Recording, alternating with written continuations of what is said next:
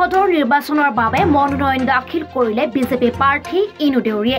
9 নং দেউৰী স্বায়ত্তশাসিত পৰিষদৰ নিৰ্বাচনৰ বাবে মনোনয়ন পত্ৰ দাখিলৰ বাবে আজি বিজেপি প্ৰাৰ্থী ইনু দেউৰীয়ে তেওঁৰ সমৰ্থকক লগত লৈ উপায়ুক্তৰ কাৰ্যালয়ত উপস্থিত হয়।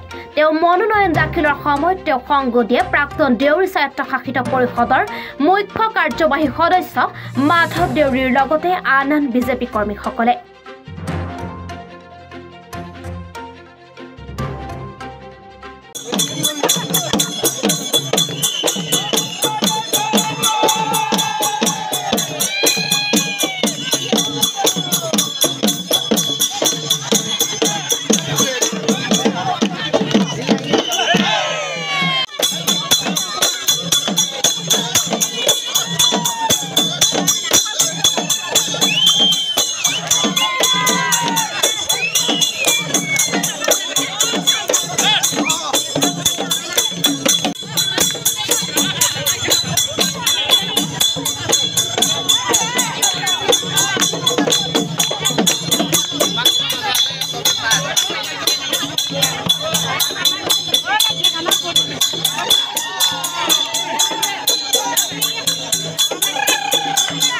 পৰিষদ দলৰ মাজুলী জিলাৰ সন্মানীয় সভাপতি ফণীধৰ তাহু ডাঙৰীয়া, সন্মানীয় সন্মিলিত গণশক্তি অসমৰ মাননীয় মাজুলী জিলাৰ সভাপতি ৰঞ্জিত দলে ডাঙৰীয়া, মাননীয় দেউৰী স্বায়ত্তশাসিত পৰিষদৰ মুখ্য কাৰ্যবাহী সদস্য আমাৰ আটাইৰে ভাৰত মাতা কি বন্দে বন্দে বন্দে।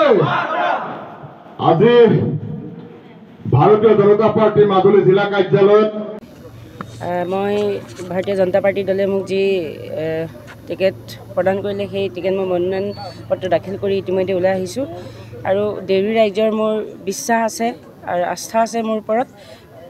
100% মই জয়ী হ'ম বুলি নিশ্চিত।